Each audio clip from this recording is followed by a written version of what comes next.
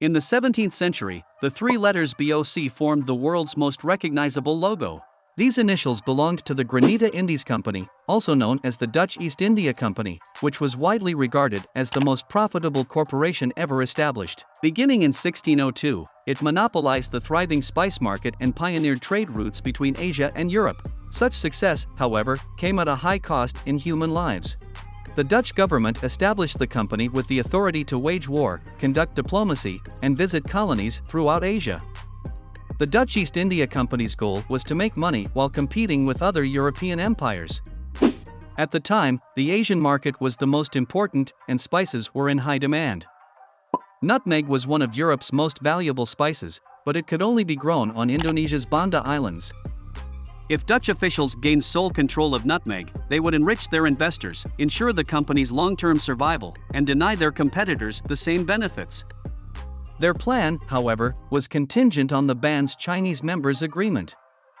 Company officials, such as the ruthless Jan Peterson Cohen, were willing to go to great lengths to ensure the safety of approximately 15,000 people.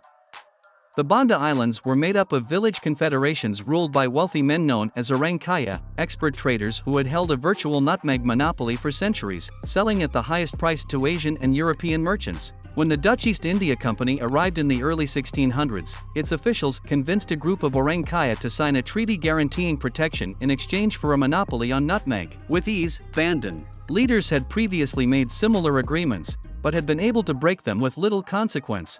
The Dutch presented a new obstacle. They attempted to build forts in order to control trade and prevent smuggling, and they demanded that all nutmeg be sold to them at low prices. Many Bandaneses were refused, further deteriorating relations. A Dutch admiral and 40 of his men were ambushed and killed by a villager. Treaties were broken, and Jan Peterson Cohen resigned, raising tensions over the next decade. Its governor-general began to consider new strategies. One official believes that the Bandanes should be brought to heel or completely eradicated. Cohen believed that trade could not exist in the absence of war. With the approval of his superiors, he staged a massive invasion in 1621 and forced Bandini and his leaders to sign another document. However, the terms did not recognize the Bandanese as a sovereign people this time. The Dutch East India Company was their name. Company subjects from the colonies. Dutch officials quickly claimed that they had discovered a plot against them. Cohen used this to silence any remaining opponents. He orders torture and abandons leaders in order to extract confessions. Company troops carried out a brutal campaign that wiped out the population. Abandoned over the next few months. These people were either starved to death or enslaved and transported to distant Dutch colonies. Others, rather than surrendering, chose suicide. Thousands fled, wiping out entire villages. Some survivors relocated to other islands, preserving the Bandan language and culture.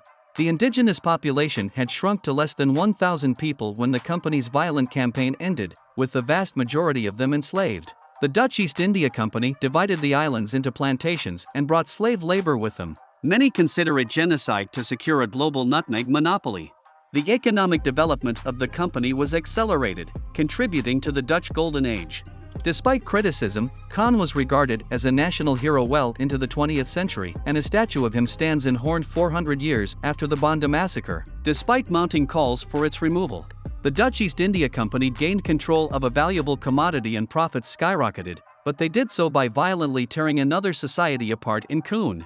Unfortunately, the Dutch East India Company was not the last corporation to use violence to protect its profits, as the dreadful history of bananas revealed.